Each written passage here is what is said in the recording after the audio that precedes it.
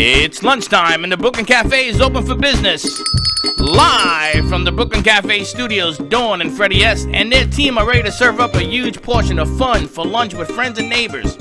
So let's break open that lunch pail and unwrap that sandwich you brought and take a front row seat at the Brooklyn Cafe and get ready to enjoy some humor and hot topics.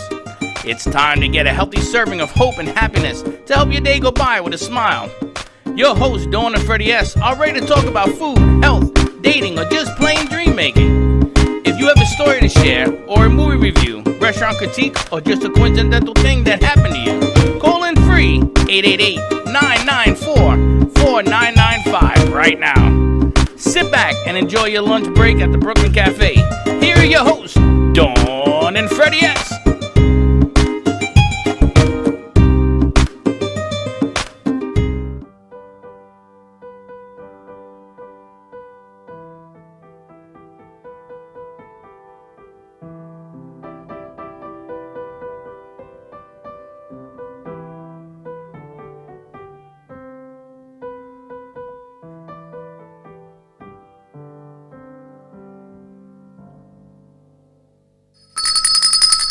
Welcome to the Brooklyn Cafe. And yes, girls just want to have fun. All day long, every day.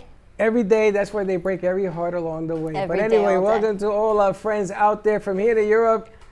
I understand that Europe is having a small close down in the UK. We try to get some information to you on that as well.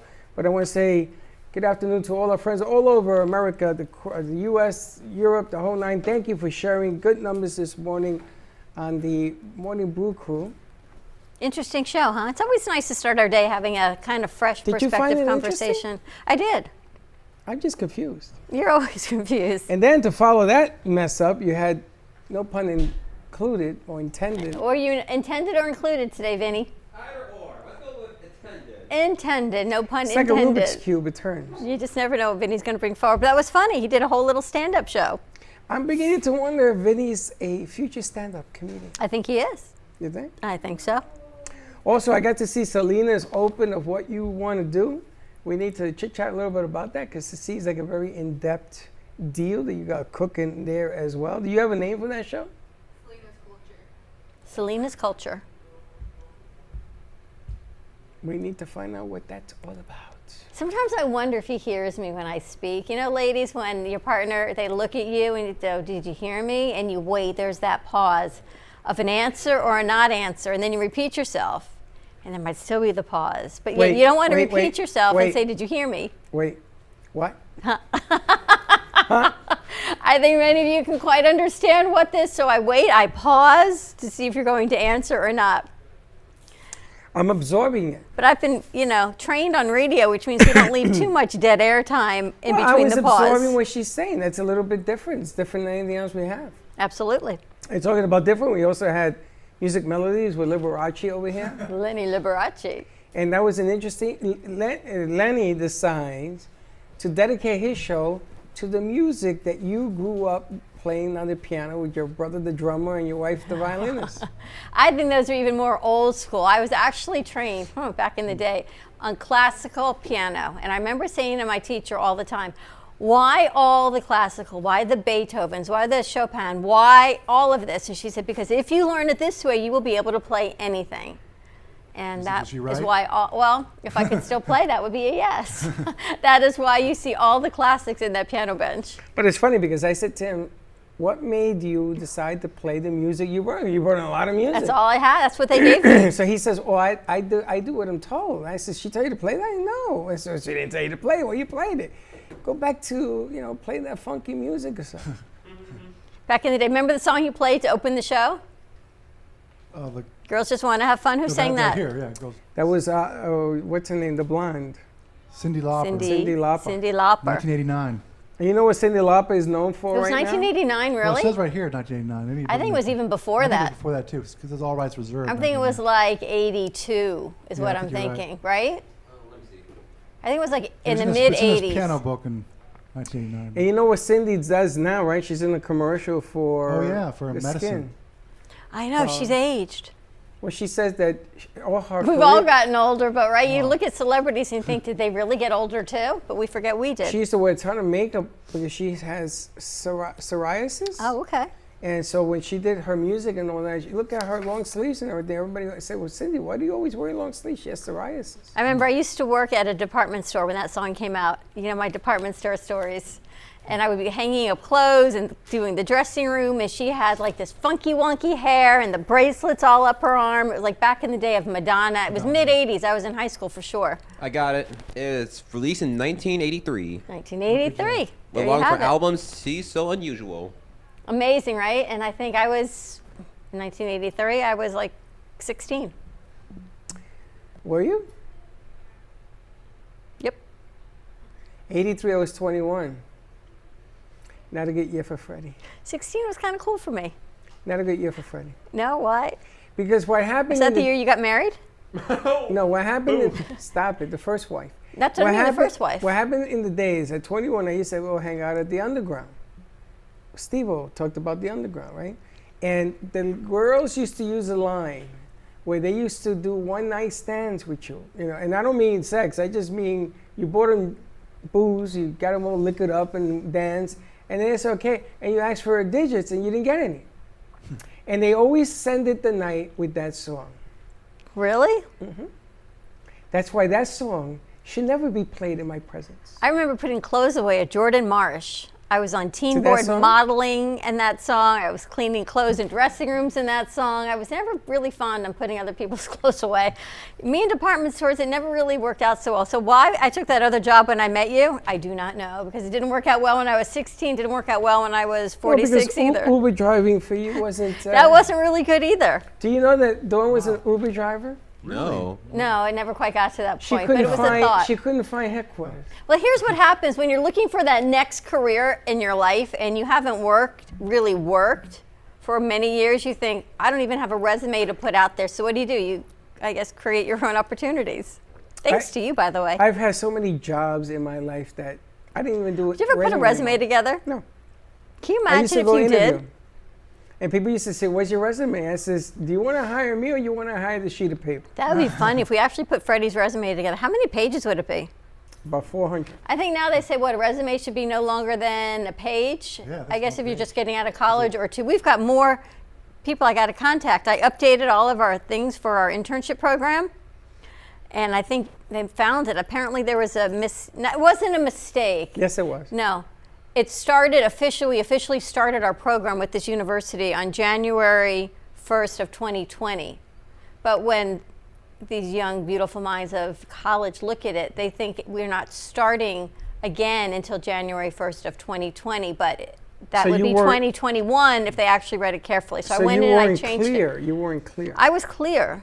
Oh no, you weren't. I Very was confusing. clear. We've been going on for quite a while, but we've got spectacular interns from all across Florida, from all across the country, and that is what keeps us going and them learning. And we've got a great team here. You have to clean it up because everybody's confused. I know. So the artwork behind us is that of Amy Reshevsky. We're trying something new today. We're going to be changing artwork as we go along with our segments. Today I'm not going to let the cat out of the bag on this day in history. Vinny's going to be taking care of that with us. Everyone's got lunch except you and me. I think I got to order some food. I'm getting Do a you little see hungry. the new bug that they put together? You did that. No, I wanted that. So explain that to me, please. Okay, every bug there represents where the Brooklyn Cafe and our networks are heard. So that bug would be those pictures and logos at the bottom of your screen that you see. That's correct. So you have the Brooklyn Cafe bug there, which I would have just removed everything else and just put that in the middle. But anyway, you got the iHeartMedia app because when you're on WNN Radio, all the shows are heard on iHeartMedia. You have the TuneIn app, which is another iHeart. Same similarities. There are certain places in the world where iHeart cannot be seen or reached. So that's the second. Between those two, you're talking about millions of listeners. Millions. Nobody even knows the number. What's the one next to iHeart? Spotify. And what's the green one? No, the green one is Spotify. What's in between those? TuneIn. And then the square Twitch, is Twitch, Amazon Fire, Amazon Fire. and then what are the colors? Oh, that's Stitch. It's a podcast. That's a podcast. And the one on the way to the right is our podcast on Anchor. So we're just missing Roku. And I was told we're missing Roku and Amazon. Yes. Amazon's there. It's the red one that says Fire. Oh yeah, Roku is missing. And that's it. Yes. All right. Teddy, let me know when Nancy logs in. All right. I want to bring over our first guest because we started a little bit late, so I don't want to go to commercial quite yet. I'm going to bring in Nancy Berger. Remember we talked about fear, Freddie? We talk about fear, Freddie. No, I remember talking Remember we about talked fear. about fear? No, Freddie. So Nancy is joining us, and Nancy's actually hosting a BYOB on Friday morning live at 11 a.m. right with us. Hey, she looks familiar. Hello. How are you you, doing, Nancy? Nancy? I'm doing very well. Nice to see you guys. Good to Nancy, see you also. before we get started, Nancy, are your ears like burning, hurting, or anything? No. Yeah, well, she doesn't know they the be? meeting we had today. After you did that segment, I said to Dawn, listen, stop everything. Let's get Nancy on the air again because I love the segment. The segment was really powerful, did really, really well. Everybody that I Thank you. show it to and talk to as well, from here to our new facility that we're going to be opening in California, she don't know nothing. She don't know anything about that yet. Everybody across the circuit said, wow, this is pretty good. You got a very powerful approach Yeah. and delivery. That's what separates you. People actually believe you. I'm so glad to hear that because this is what it's about helping people, right? True that. So she's got a whole outline that we're talking about, and she sends me these 5 pages I had. And I said, you're going to squeeze all that into 27 minutes, but really it's these bullet points. But tell us about what's happening. You're going to be hosting BYOB on Friday at 11 o'clock. I want to promote this because I want people to tune in and listen to know what they're looking forward to hearing and why. Yeah, great. So I'm just so excited about it. What people can look forward to is learning simple steps, simple actionable steps to help them navigate tough conversations. And I break it down, and for each step, I give actually some like exercises and things they can do to practice this. And it might sound a little strange, but I found that these steps really help people strip it down. Like, what is it that's worrying you about this conversation you want to have but don't want to have? And once we get actionable steps, people just can lean into kind of their power and do it and feel good about it, and then it just builds on itself.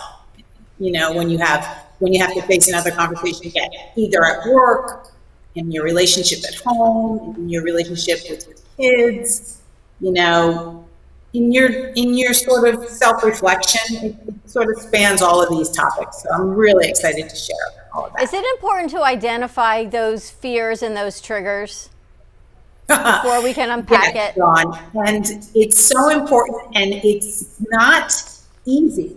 So, you know, people might say, oh, well, I know what I'm afraid of, but you'd be surprised that it actually takes sometimes a few layers of peeling to kind of get to what it really is that you're frightened about. It might not be, oh, I don't want to have this conversation because I'm afraid of making somebody upset. It usually goes deeper than that.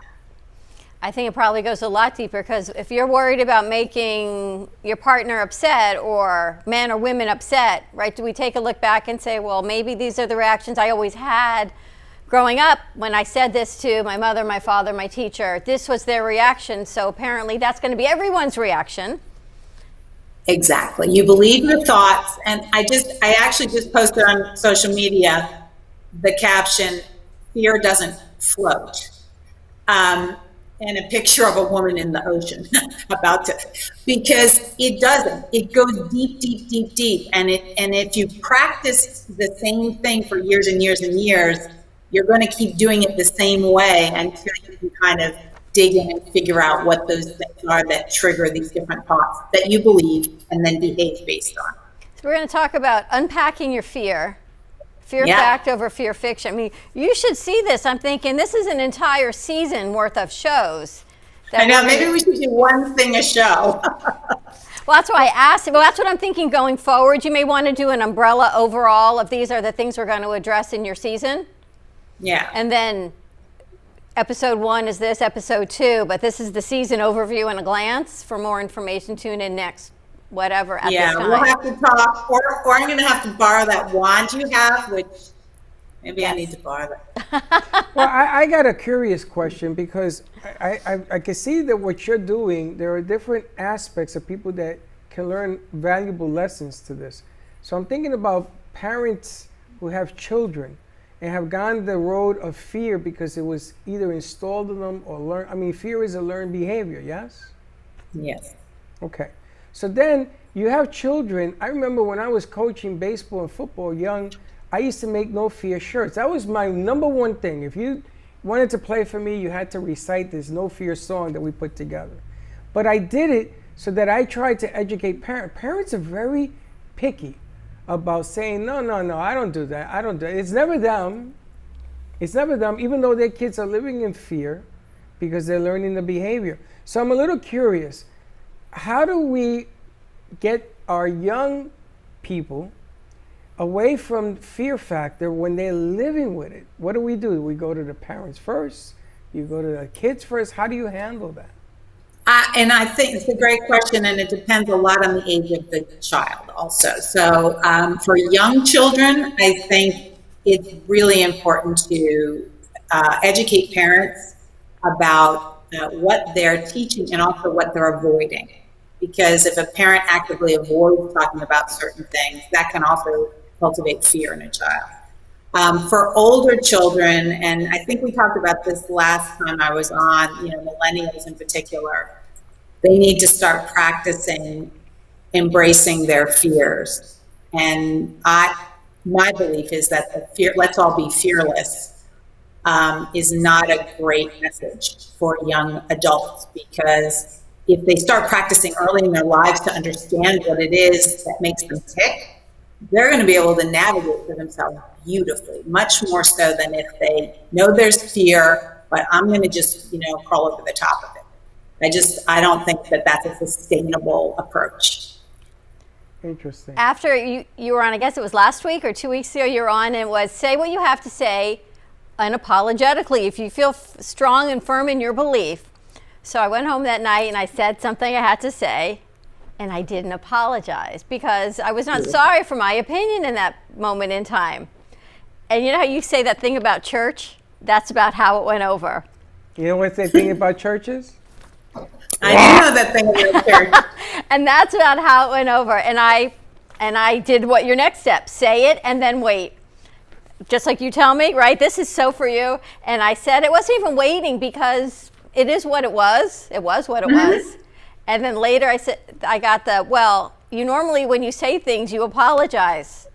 I said, but why? Why do I need to apologize for my opinion? And I went whole, and I texted you at like 10:30 that night. It was really late. And I said, I did what you said, and I was truly firm in what I felt. And it was hurt, I gotta tell you, because I think when you say something and you say, I'm sorry, it loses the impact of what you were saying, because now it's almost, that I'm sorry sometimes negates your opinion. Often it does. Yeah, and then it becomes meaningless. That's just awesome. That made my day. But I never realized the impact until I did it. And I thought, I don't even know this lady. I'm texting her at like 10:45 at night. But without saying I'm sorry, it did not negate what I had to say. It actually, it laid and it simmered and it still grew into the next morning. I don't even remember what it was at the time, but it was important enough for me not to say, I'm sorry if I offended you. Okay, but I have a question for you about that, a follow-up question. So when you let it take up space, then what were you noticing in your body? Like, did you feel like, I hope that, and that's the thing, right? That's what we can control. It's like not taking responsibility for the reaction as long as you delivered it with kindness and compassion. Don't take responsibility for the reaction. It's not your business. Let it go. And that was the one thing, you're right, I felt this in me of, do I say I'm sorry? Do I go back to it? Do I say, this is how I feel, but you're right? And I didn't even acknowledge I acknowledge your feelings. I didn't even go that route because I was really firm in what it was. So firm I don't remember what the conversation was now. But there was this feeling of that sinking pit in your stomach of what's the reaction going to be? Mm-hmm. But I'm still sitting here today and I'm in one piece, and as Freddie says, you're not bleeding, so I guess it went over okay. But it was that first time of doing it that I got to tell you, at 53, that was a big step to take. So I thank you for that. Exactly. So think about younger people and how if they really start implementing these practices in their life, how much more empowered they're going to be and how much more confident they're going to be, right? And it's not easy because you're breaking No. an old habit. Well, do you Yes. think that society today, with what's going on right now, is a mirror image of fear among our youth? I mean, there's a lot of anger, there's a lot of this. Not that I'm saying that any of it is not true about what they're angry about, but the way they're expressing the anger and the frustration. Does it have to do with anything about the fear of what they've been living? And I'm talking about college kids, kids that are a lot older right now. Oh yes. Freddie, anger is never a first emotion. It's always at least a second emotion. So there's something behind anger every time. It's just figuring out what that something is. Very important point. We can't have conversations. It's funny, I'm listening to what you just said, and to me it sounds like what you feel is your opinion doesn't belong to you. You're looking for approval that belongs to someone else to have your opinion. Why am I saying I'm sorry about something I feel about? Right. If you don't like my opinion, say, okay, I don't agree. That's okay. It's okay to disagree. And why is there always a negotiation of if I say this, then it's okay for you to say that? Or if I say there's always a negotiation for women, I think, that you're always this people pleaser, this mom mode. And For women. For women. For women. I can't speak for men. Well, don't say that. That's what Men you gotta are in the speak for same men. boat, Nancy. Men apologize all the time. I hurt your feelings. I'm so sorry. I tell you to use They're underarm laughing. deodorant, honey, because you're offensive. I'm so sorry. You know, you got your roots coming in. Get it done. I'm so sorry. But why am I apologizing? I'm not saying anything wrong. Exactly. I mean, there's ways to say things, Freddie. I don't know about the underarm thing, I know. but having said, Delivery. yeah, I mean, it is not unique to either gender, and it's just across the board. And I'm fascinated by the simple steps that we can take, but how often we don't take them. So I hope that, in the show on Friday, I'll really be able to resonate with people and help them lean in a different way. That's my hope. I love it. And I want to ask you, powerful women. A woman comes into a room and she's carrying this air of power because she's successful, she's confident. She doesn't have to be successful, she's just confident. And she speaks. And those that are looking at her, they're either a little intimidated. Women can be a little intimidating, honestly, even Yeah. towards men. Yeah. A little intimidating. Especially towards men. If you're with this person, do you tell them to tone it down because you're a little intimidating, or do you just leave it alone, or you say nothing? How is the best way to handle? Because women are getting more powerful. They're filling rooms before they get in them. It's just what's happening. Well, there's a lot of layers to that question. This is one thing I want to make sure I say, and that is that the reason I do this is because I wasn't always I didn't always feel powerful, and I didn't always feel confident. On the contrary. So what I want people to know that watch the show and meet me is that I didn't come up this way. I struggled and built a career of being afraid. And it's when I decided to change it that I cultivated all these strategies and ideas and content. So then, to answer your question directly, I think that there's an art to conversation. There's an art to reading a room, reading a dynamic between two people, and kind of understanding how to be the most effective as a communicator in that dynamic.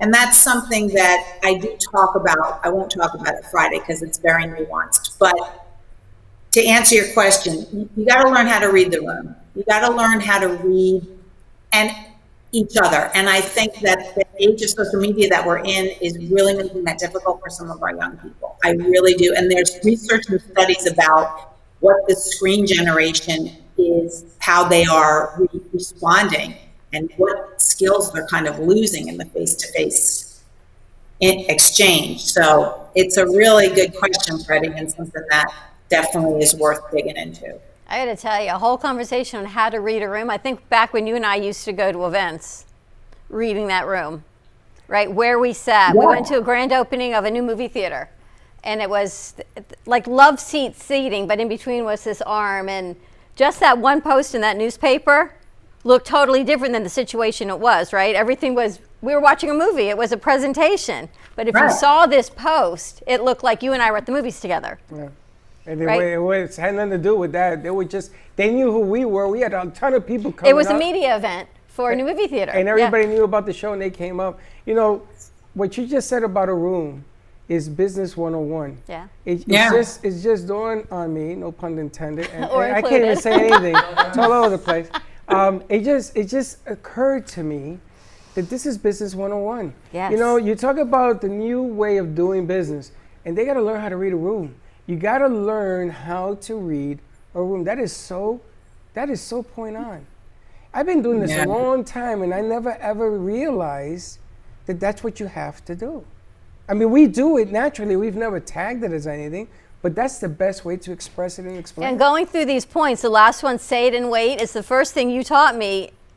Business 101 is say it and wait. He says to me, I don't care if you read a book, if you take out the newspaper, if you start filing your nails. He says to me, you say it and you wait, because the first person that opens their mouth Loses. loses.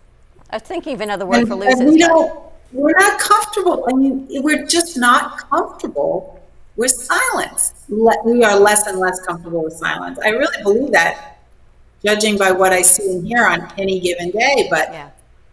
it's so powerful, and all the best stuff happens in silence. You know, it's funny, Nancy. It is 98% of business is lost because they talk themselves out of a deal. We're slick. 98% of business is lost That's astounding. because they talk their way out of a deal. I tried to explain this to my son. I said, son, I've been doing sales for over 50 years. I'm telling you, if you talk too much and you don't give the person you're trying to work with something to say, then sell it to yourself. That's really what it comes down to. Right. You know, and you have to listen. It's funny, God gave you one mouth, but he gave you 2 ears. 2 is bigger than 1. Use it. But this is not even business. This is communication. Yeah, This that's is life. business. This No, is this is Right? business. life.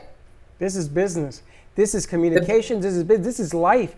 This is kids. This is marriages. This is relationships. This is opening up a business and having a business for 30 years. You better listen, or you ain't gonna have it for the 31st year. Don't think you're all that because you've had it for years. They don't think that it doesn't come crashing down because you stop doing the things that got you there.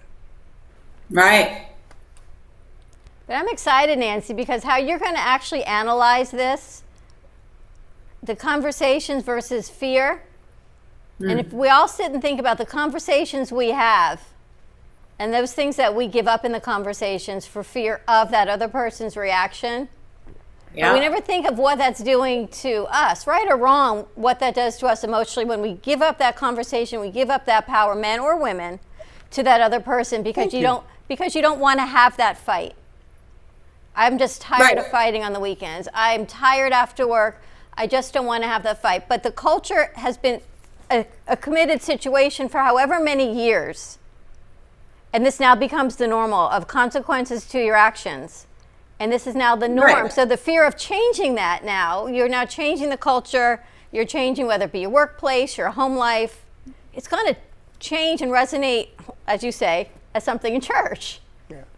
So how do you even address this? It's not easy at first. I mean, change is not easy at first ever, but that's why I think that's why I mentioned that I will, share a little bit of my story so people know that I'm not going to be sitting there telling everybody how to live their life without having used these strategies myself. And I can tell you from personal experience, and it took me years, but the liberation that you feel, you don't second guess yourself anymore. That is something I do not miss. having a conversation, having any kind of, conflict with someone, and then second guessing myself for the next 12 hours about what I said or didn't say. Or now I'm careful.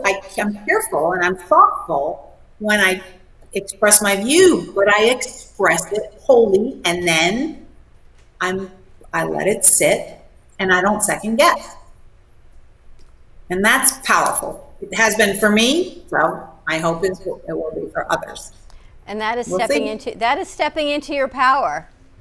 And we talk a Yeah. lot, we say faith over fear, but somewhere in that continuum of faith and fear, there's power, self-acceptance, self-love, all of these things that we hope that we can empower that generation. And I always tell my daughter, I hope you're empowered before you're 49 than I was. All these things that I didn't do in my generation. For me, I always say to her and my crew, I hope you are all empowered at a younger age, always with kindness and compassion, but not to lose yourself in the process. I say the same thing to my son and my daughter all the time. Learn from me. Do it differently so that you can enter, your adulthood feeling on firm ground and not feeling so unsure about everything. It's going to be a good show, right? It is. What time is BYOB going to be playing? 11 o'clock on Friday. Are you taking phone calls on that show? I would happily. I didn't know that was an option. It is. You just got to be careful of the space, because what happens is somebody's going to want to talk to you for 26 minutes. And you're gonna Maybe it's not such a good idea the first time. Well, that's what I'm saying. You got to, but I Yeah. just want you to think it through, because if I was watching, I definitely would call in, because he's hit on so many different points There's that are so going many on. different points. And there's so many other different ways you can go with this thing that. Well, it might be good to, get people engaged and get them wanting to come back and, maybe writing comments or something. Well, we can talk about that, certainly. I want to be as helpful as I can. I want the show to flow without, too much.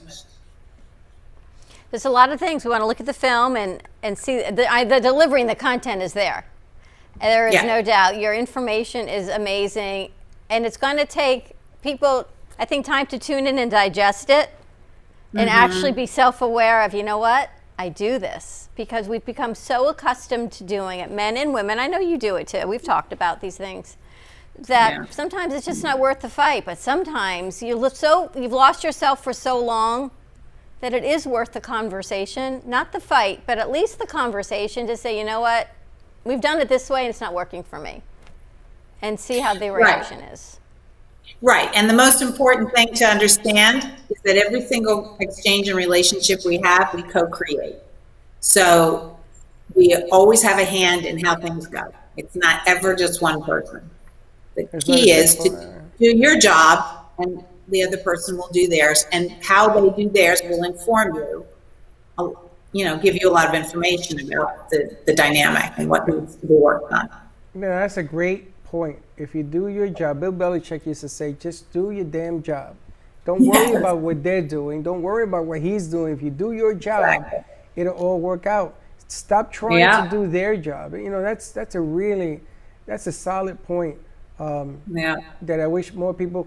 Also, with what's going on with the pandemic and the virus and things, the nature of business has changed. You have been bringing on some of the most fantastic guests the last few weeks. Thank you. Because their delivery has changed. You guys are changing the business. I've been doing this over 12 years. The business is changing. And if you don't believe me, then stay behind. And when you look and say, oh, I should have, you should have, could have, would have, and you're not going to. The delivery of business has changed. The tones, the voice, all of that has changed. The message of what you're going to do to help others all of a sudden has changed. It isn't about, oh, look at me, I'm King Kong.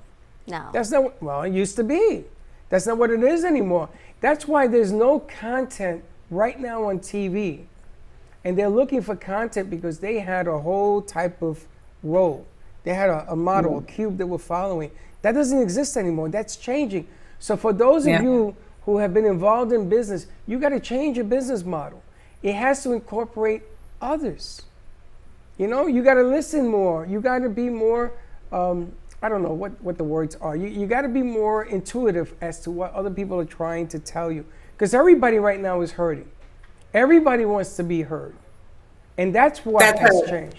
Yeah. That's such a great point, Freddie. And I actually just wrote something about this exact thing. There was a really surprising finding. A company called Leadership IQ did a survey recently, just in the pandemic world, of over 11,000 employees, surveying them to find out what matters the most to them right now in their working life. And the surprising finding was that mindset of the employee was really much more important than the quality of their management, for example. So having a good manager that gives you positive feedback and leadership, that's great. But what this survey found was that if an employee has a positive mindset and can deal with adversity, can deal with uncertainty, can deal with criticism, they have an over 300% greater probability of being happy in their job. I mean, that's just a bombshell, because it tells us that we are in the driver's seat of our experience. And that's what my messaging is all about. We are in the driver's seat of our experience. We can make it the way we want to make it. We can choose our thoughts, choose what to believe, figure out what we're afraid of, and navigate this whole thing we call life in the way we want it to go. And that survey just knocked me out, because it bubbled up during the pandemic, because so many people are working from home and not really sure how things are going. They're on virtual screens and Zoom, and I just thought that was fascinating. Are you helping individuals in relationships? Are you helping businesses? Are you helping entrepreneurs? All of the above? All the above, yeah. Parents, I work in parenting, relationships, work relationships, money habits, creativity. Those are kind of my content influence areas after effect. Money habits, huge. Yeah. Money habit, that's a whole other thing. Yeah, because this topic transcends everything, So I chose those because those speak to me the most. Wow, this can be amazing. It is. Getting people to speak to you is the amazing part of this whole deal. And I think that your delivery makes it that people want to speak to you. People want, they want to express themselves, and people want to learn. I mean, there's really no room right now for making mistakes. You're just not there right now. People are looking for jobs. They're looking where they're going to put their kids. Schooling becomes an issue. Everything, unemployment is an issue. And I see what the kids go through and everything that's going on around them. Try to go to school and learn in the middle of this mess. Really difficult. You got hurricanes coming, not one, they're coming in twos. You got fires on the other end, burning a whole state down. This ain't easy. This is never set to be easy, but this ain't easy. And if you just sit back, you get overwhelmed by all the stuff that you're just watching. And that's a problem, because you're absorbing and you're not giving. And when you don't give, you drown. That's a big problem. Awesome. Lots Nancy, to cover. How can people find you in the meantime, and what you offer in your classes? Sure. www.nancyRberger.com. That's my website. You can email me directly there. You can follow me on social media. I'll get back to you for sure. Awesome. This is going to be exciting. So we'll touch base with everything. Make sure you have everything you need to host the show. We need a picture to open it up with. You want some banners, some digital media pieces? Yes, absolutely. Yeah. So we'll touch base after the show. Yeah, we'll email and we'll get it all tightened up before. So it's this Friday, everyone. I know Nancy kind of works like I do. Don't forget you saw how late I sent you that information also, right? I know. Yes, I know you do that late, but I just want to make sure I was, not forgetting. No, fantastic. I'm really looking forward to it. I can't wait to hear the delivery, because there's so much information to cover. And this is just the beginning of so much content and so many messages out there. It's going to resonate with many, many. So thank you, Nancy. Thank you, guys. So happy to see you and excited, and I will talk to you soon. Sounds great. Have a great day. Thank you, Be Nancy. safe. Nice stuff. Very cool. Got a lot to come out. Have you noticed excited. the bar, the messaging of these raising incredible people? Yeah. No, Because the delivery is there. The delivery is there. Some job you done. Thank you. Got a lot of stuff going down. But you know what? These are men and women that are committed to helping others, to getting their message heard. And they know their message. They're strong about their message, what they believe in. And if you love what you do and you believe in your message, then that's more than half the battle, as you say. That's right. You have to stay true to you are. We had a meeting this morning, right? We talked about this is who we are. This is what we represent. You may be in alignment with some, not everyone, but you have to stay true to who you are. That's right. You ain't here to be liked, but you're here to be respected. You told me that how All the many time. years ago? 6, Hundreds? 7, 10. 500 years ago? I don't know. All right, we're going to send it over to Slick. We're going to take a quick commercial break. Stay tuned, and we'll be right back. This part of the Brooklyn Cafe is brought to you by Dignity Memorial. And Dignity Memorial is having a sale going on right now, guys, for pre-planning. So you can pre-plan with them. You can save 30% off from all their packages. And also, they're having a dinner online seminar for free and free scattering. So contact Dignity Memorial and stay tuned for some more Brooklyn Cafe TV show. The way you live your life says a lot about you.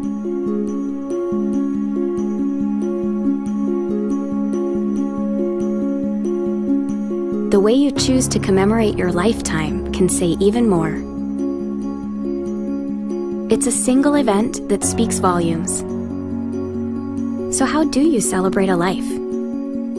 Dignity Memorial providers believe that your memorial service should be as unique as you are, reflecting your personality and your passions. It should be a perfectly tailored send-off, a fitting tribute for family and friends to celebrate the person they love. We're professionals at catering to your every need, right down to the catering. In fact, no detail is too small. So when it comes time for a fitting tribute, we'll see that your final wishes are beautifully fulfilled. It's what Dignity Memorial providers are known for. And why you should rely on us to see that your life is well celebrated.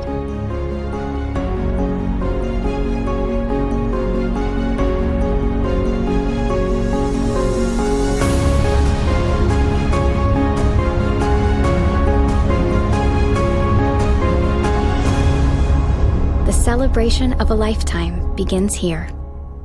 Introducing Black Tie Liquors, your one-stop shop for wine and spirit needs. Whether you're looking for an ice-cold pack of summer brews or just to grab your favorite bottle of scotch whiskey, Black Tie Liquors has you covered. Come choose from a wide selection of beers, wines, spirits, or liqueurs. Or if you're in the mood, feel free to grab one of our fresh cigars. Stop by Black Tie Liquors today, located on 5970 South Jog Road, Lake Worth, Florida. Or give them a call at 561-968-0988.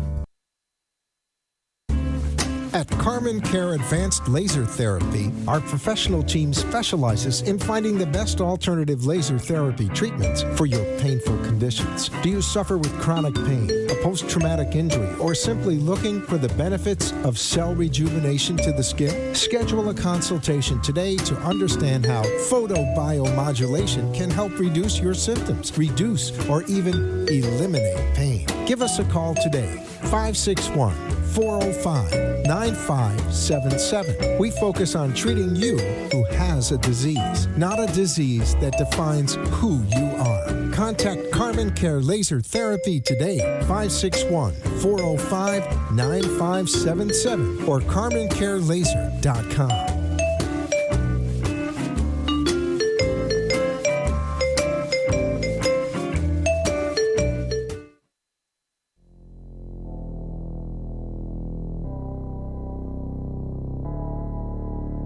You've been watching the Brooklyn Cafe Show. Join us each day and after hours as we talk about the hot topics to open the conversations and share a few laughs. Now, back to Dawn and Freddie S.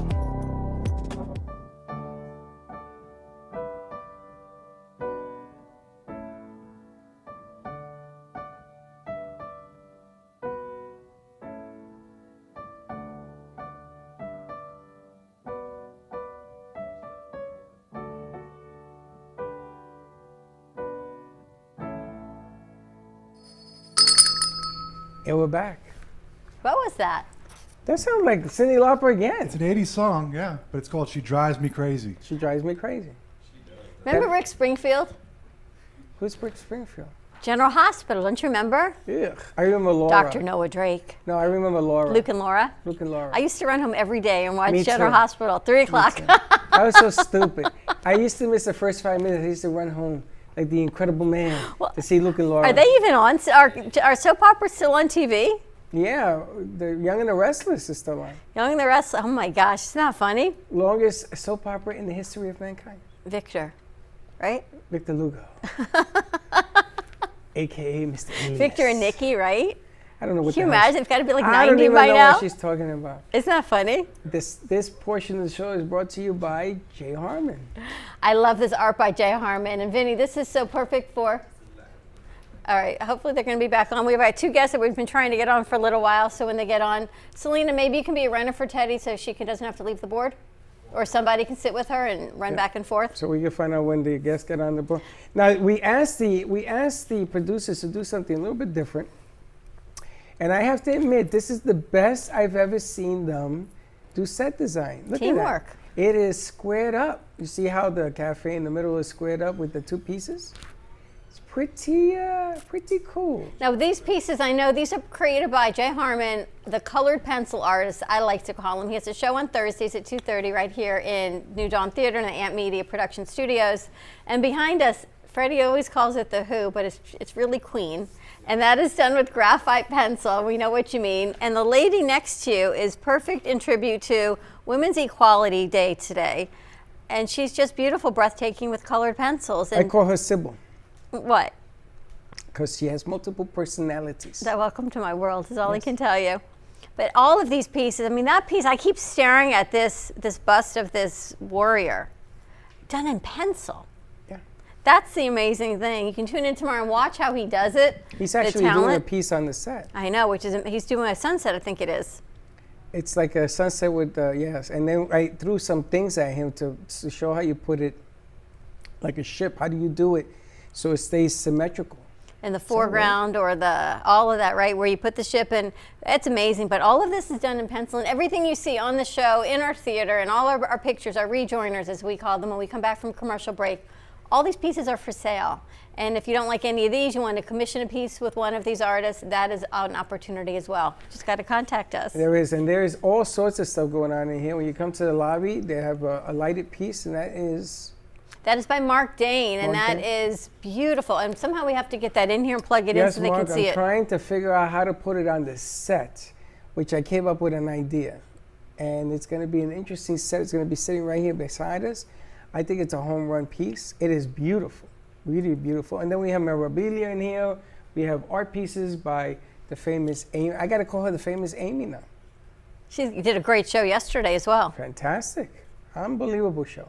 And she did really well in delivering it and everything else, and she's bringing people on there. So there's all sorts of things going on around us. But I gotta love this look. All right, fantastic. I think you guys did an amazing job. We moved some pieces around, and that is set design, and this is truly a production studio. Latina Selena, actually, she got the pieces all in. They really did a great job. You guys are a spectacular crew, and yes, you hear us talking to them because this is a working, as one of our Moby Pop executives told us, a working classroom. So we're supposed to tell you all what we're doing and who we're talking to, not because we've got nothing else to do, but to let you know this is a working classroom and they are learning production as they go along. And Pierre has gotten pretty good at it. I know, he even leveled the steps so I don't fall off of and it. he brings you water. I mean, the man. We got is coffee. He's on point, and you gotta start putting your elements together, Pierre, because I want you to do your own show. So I need you to start working a little bit on top of everything else. He does Roku, he does Amazon, he does the podcast channel. He does a lot of stuff. He's got a lot of things going on. I want to bring our other guest over, and I'm going to call her Jessica L. because I'm going to let her pronounce her last name because I'm not even going to try. She is CEO and founder of Hope Education Services, an autism expert. And Jessica and her co-author, Aiden, come to us through Dylan. Oh, okay. And there he is. This is Aiden. Hi, how are you? And Jessica. Hi, everyone. Welcome. Hi, thanks for having us on today. Thank you for joining us. We've been going a little bit back and forth. Are you in New Jersey? I am, yes, right outside New York City. And Aiden, where are you located? Same in New Jersey, a little bit farther away from Jessica, but we're both based in New Jersey. Well, tell us about your book. Give us some background, Jessica, on you, and then we'll have Aiden do as well. Sure. Well, thanks so much for having me on here. My name is Jessica, likewise, and I'm the CEO of Hope Education Services. And I've been working with kids with autism for the past 13 years. I absolutely love it. It's just been a blessing to my life, and I know it's my vision and purpose. And for me, I really found out that there's this amazing community of autistic adults. They have these beautiful messages to share. And they have feedback on what we're doing with professionals, what we're doing right, what we're doing wrong. And I decided to be that professional that listens. And this book is really a culmination of that decision and what that experience has been. And Aiden, tell us about you. Yeah, so for me, basically, what it is that I am autistic, and so for my story, it was a little bit different than Jessica's. I was a classified high school student, which meant that I was classified as receiving special education services. I was at a public high school in New Jersey. Unfortunately, I had a really rough experience in that environment. There was a lot of things that really were not going my way. There was some bullying, that type of thing. And it really didn't work for me. So I left and I went to an alternative school. And I was really upset kind of what happened with me, but I also knew that the issues that were happening with me were happening to other special needs students. So what I did was I started off my organization, second organization, first started off as a nonprofit, and it just kind of began to highlight some of the issues that the special needs population was facing. And I would talk with parents and school teachers, children themselves, and then it became something really, it evolved into a business. So I researched, I studied, I've been to a ton of training events, and for over 2 years now, I've been running an educational advocacy and consulting business where I've been providing advice, helping parents navigate the legal system through issues that they may be having with their schools, such as issues with IEPs, issues with 504s, that type of thing. And it's been such a journey. And I wanted to really compile this book with Jess because not only did I want to share my story, but I also really wanted the book to really provide others the opportunity to really have more an in-depth view as to what autism really looks like for a lot of people. Well, how old were you when you were, I hate to say identified as being autistic? Yeah, so I had that since I was probably well, at the time it was funny, I was really young and they didn't really have an autism diagnosis. What they would do is they would label it as PDD-NOS, which stands for pervasive developmental disability not otherwise specified. And so it became evolved into autism once, the world kind of caught up as to what autism is. So I kind of really had this since I want to say maybe about 2-3 years old. And some of the issues you faced did not start in high school, or was this throughout your educational? You know what? There was always some issues throughout my education, but I would say that really things really came ahead for me when I was in high school due to the negative experiences that I faced. But ultimately, it really prompted me to do a lot of really great things. I was able to graduate high school early. I've been working full time in my business. I'm going into college very soon, and so it's been a wild journey. I got to tell you, you are articulate and incredibly well spoken, and to be able to turn this into a business, and it's unbelievable. I mean, we've got a lot of crew here, and everyone is unique in their abilities and the gifts they offer, and you are spectacular. So Jessica, how did you and Aiden team up? So I have a panel I put out called Ask an Autistic. It's a weekly webinar. It takes place Tuesday at 8 p.m. Eastern Time every week. And parents get the chance to come on and ask the panel of autistic adults their questions. So for me as a behaviorist, I can help a parent with communication, with behavior strategies. I can help to teach your child to acquire language. But what I can't do as someone who's not autistic is help a parent understand what it's like to experience autism and to live with autism. So I provide that panel every week as an opportunity for parents to come on. And it's just a totally free event. If anyone wants to register, they can go to my website, hopeeducationservices.com. So I posted about the panel, and Aiden had contacted me asking if we could be on that panel. And so we've been doing that for several months, and that's really the idea of where a book was born. And I wanted to team up with Aiden because I think he's fantastic. Our skill sets are complementary. And I thought that it would be important that this book didn't only come from a professional, but it came from the autistic community as well. And the book really is sharing and the stories of 11 autistic adults, what it's like to live with autism and what their journey has been. So it's really beautiful for anyone to read, but especially a parent who is a child who's autistic and wonders what's going to happen to my child when I grow up and when they grow up. Will they be able to live a quote unquote normal life and have it the things I want them to do? And this book is really going to answer that question and alleviate a lot of parents' fears. It's interesting. We produced this show. We did it 2 Mondays ago, Small Talk with Val, and she had on an autism advocate who's local down here. And you don't realize, or at least if you're not part of, our kids are grown now, they're not in school. And what's happening, special needs kids, if they have an IEP and they're going through our school system, they may not be receiving services right now because they are not in school. However, they are required by law to be receiving services. And this is something, and I'm a former special ed teacher, so I felt remiss and I didn't even think about it. I don't even know if people realize that they are still able and they are supposed to be receiving services. Is this something that you can help address or help people navigate, Aiden?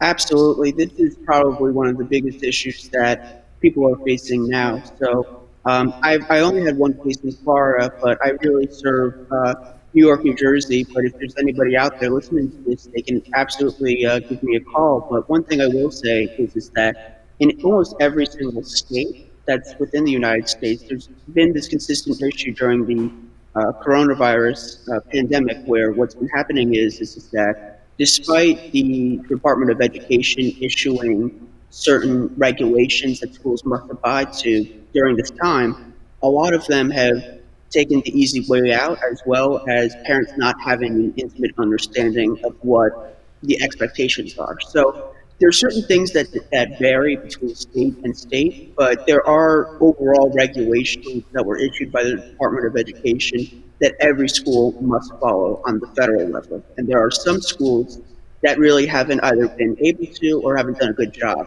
And I'm a very big believer in public schools. I think it's very important that we incentivize and ensure that our public schools are doing the best job that they can. But there's two sides to the coin, right? So there's the fact that this is a rough time and it is hard for public schools to really help everybody. But there's also, we may understand that, but there's also a really big problem in ensuring that these kids get the correct and right services during this time, because we don't know how long this is going to last. We don't know some of the details that were so. It's very important to have somebody that's an advocate consultant, somebody that really knows the kind of backgrounds and ins and outs of the system, and to kind of educate the parent or the student based on what regulations have been followed or what hasn't been followed, and how they could properly receive their services. And that's where somebody like me would come in. I hope you run for politics, because you are, I don't even know how old you are, but you are truly... 18. How old are you? 18. Wow. Oh my gosh, you are amazing. I am very into politics. So. I thought you said 18, but I'm thinking you are, heck, I trust you more than some of these politicians that we keep electing into office. He's 18. And he's well polished. And you know why? He gives it to you straight, right? He tells you the truth. He's not sugarcoating, he's telling you what it is. And we could use a little, it's like a breath of fresh air. It's been so crazy lately. It really has been. And I'm very into politics, so, you know, it's just something that I'm passionate in. But thank you. Can you see him in office? You can. Department of Education. I mean, just running something that needs to be run the right way. And that is unbelievable. What's the name of the book? This is Autism. So I think that that's such a great title, because Jess kind of came up with the idea. She's a really much, I think in a lot of ways she's much more creative than me, because a lot of times I don't always know what the good marketing or what the good business pitch would be. And so she was like, let's just call it Business Autism. And I think that's such a good idea, because there's so many different stories that are just displayed that they're so different, but they all kind of talk about what autism is. So she just said, this is autism. So you can buy it on Amazon, and you can search up This is Autism. You can also search up either of our names, and you'll be able to get the book right on Amazon. And it's something that we're both really proud of. Like I said, they give it to you straight. Jessica, is it a collaboration of stories in the book? Yeah, so it's an anthology. 11 autistic adults participated, and they all wrote what autism is from their perspective, what it's like to live with autism. And you get to share their story. Autism is a spectrum disorder, and when people ask me, what does that mean? I can give them the clinical definition of what that is, meaning that it's a set of neurological diseases that manifest in specific behavior patterns. But really, no one wants to know that. What they want to know is what in terms of how autism can affect people. And when you read these 11 stories, you see that everyone's different. How autism impacted everyone was different. Some, whether they like it or not, is different. Some people think that autism is the best thing that ever happened to them. Some people think it's the worst thing that ever happened to them. And so this is really a book highlights that. And we have it called This is Autism. When I first read it and said, let's make a book called this, the point was that it's different for everyone. So when you read these 11 stories, you're going to hear 11 stories of what autism is. And the truth is that autism is different for everybody. And this book reflects that. What ages does it range of the different stories? So Aiden is our youngest contributor at 18. Our oldest contributor, I don't want to give anyone's exact age, but it would be in their 50s. Interesting. And you work with children younger than Aiden also?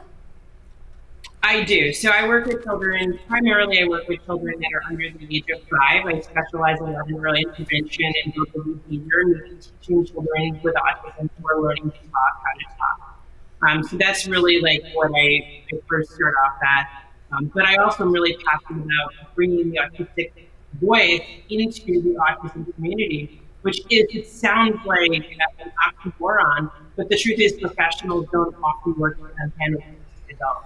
And in order to be better professionals, the best way we can do that is to listen to what adults have to say. And for me, I have personally changed some of my practices, the way that I teach children, the way that I intervene with behaviors, or even change whether I'm intervening with specific behaviors based upon what adults tell me that feels like and what the cost is to them in terms of their self-esteem and their self-worth. So I'm a better professional because I talk to autistic adults, but primarily I work with. Unbelievable. It is. You would think that it should have been done a long time ago, but here they come and they bring it to another. You know how you say raising the bar? Well, I have an idea that I'm going to have to. I know where you're going. I really know. I want to Way talk to ahead of them you. about it after the show, Yes. but It makes a whole lot of sense. And there's a lot of things that you ladies and gentlemen are covering, and this is an untold story that should have been told way back when.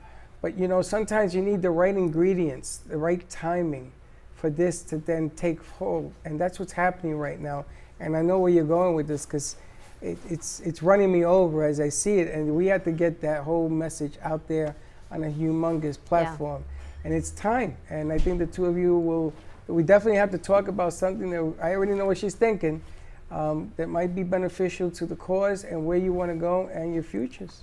But you are, Jessica, thank you for what you do. My certification is in early childhood special ed, and I started this career at Easter Seals in downtown Miami, so way back when, in an autism class. So it's totally, totally different. Aiden, you are truly spectacular young man, and I can't wait to follow up with you more. So Jessica, if you can send me some of Aiden's information so I can put you both on a joint email and see how we can collaborate more. We've got some ideas to work with. How do people get your books? Your book? The best way is to go to Amazon and just type in This is Autism. This is And Autism. we actually, the book became a #1 bestseller within a few hours of coming out. So we were super excited about that. Wow. And Of course it did. Wow, amazing. Such a pleasure to meet you. I'm glad we finally got to connect. Aiden, more to come with you. The best of luck. You, my friend, Thank you. You have an incredible future ahead of you. And thank you for sharing your story and being the advocate for those that need the help. Thank you so much for having me. Thank you. Have a great day. We'll stay in touch. Wow. Like I said, you've been knocking it out of the park for the last 3 weeks. Another good segment. Who was that, Dylan? That was Dylan. Dylan, nice job. Congratulations, producer Dylan. Nice job. One of our off-site producers. We'll talk So a just little when you think everything happens in-house, It happens at a house too. Yeah. Dylan's always working, so he sent out three other famous, interesting perspectives. So I don't know where he comes up with his ideas, but he definitely has the scope of what we do. He does. All right, this day in history, we're going to kick it over to Vinny, take a commercial break, and we come back. We might be having Fem City join us, so stay tuned. We'll be right back. Hi guys, Vinny here. Today I'm bringing you another news of history. Today is National Women's Equality Day, where it commemorates women in the 1920s where they had the right to vote. But today, it took them a while to do it. It took them this long, and they have a long fight ahead of them. So good job, women. Yeah! Happy National Women's Equality Day, everybody! Woo! For all the mothers out there. And this is Vinny today for Today in History. I look very snazzy right now.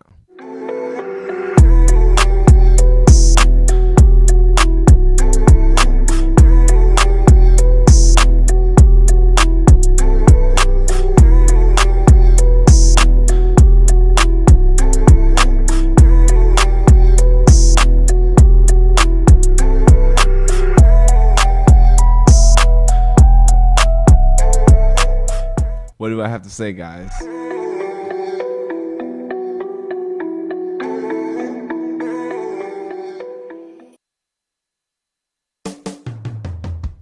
Amy Minty combines the hilarity of For Better or Money, the eroticism of For Love or Sanity, the mystique of For Sink or Swim, and the suspense of For Sex or Revenge, making her fifth novel, For Strip or Gamble, her best to date. Get your copy at amyminty.com or amazon.com.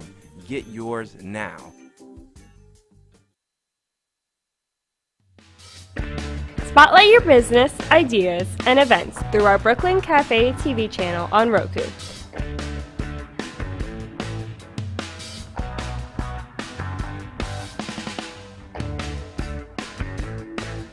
Contact us at 888-224-5422 for more information. Let the whole town, even the whole country, know your message with a click of a button.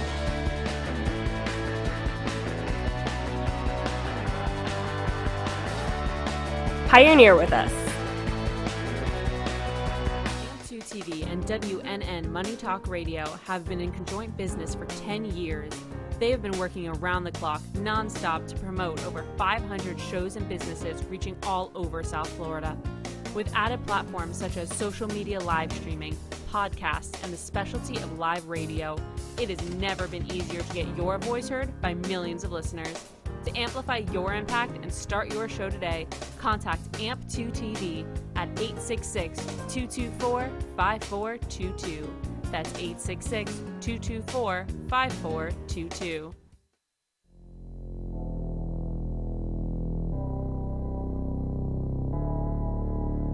You've been watching the Brooklyn Cafe Show. Join us each day and after hours as we talk about the hot topics to open the conversations and share a few laughs. Now, back to Dawn and Freddie S.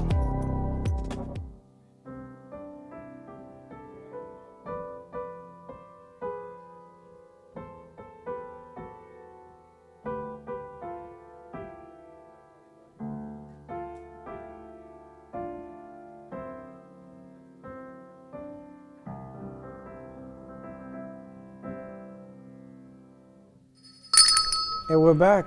Now that sounds familiar. What song was that? Someone to Watch Over Me? Yeah, good job. I swear to God, By where did Gershwin. you see? Did you go see every play there was? Don't know. I think we went to a lot of. We used to go to New York all the time when I was a kid growing up. If there was vacation to be had, we went two places: New York or Disney World. My parents loved taking us back to Manhattan. Really? How'd you like Vincenzo's little party? Yeah, to all the women out there. Confetti, boom! I love it. He's like a mom advocate. He is a mama. He and Slick, mom advocates. Everyone should be a mom advocate. Yeah. My mom raised me. She was a single mother, so I respect that. Very cool. You too, Slick, right? Really?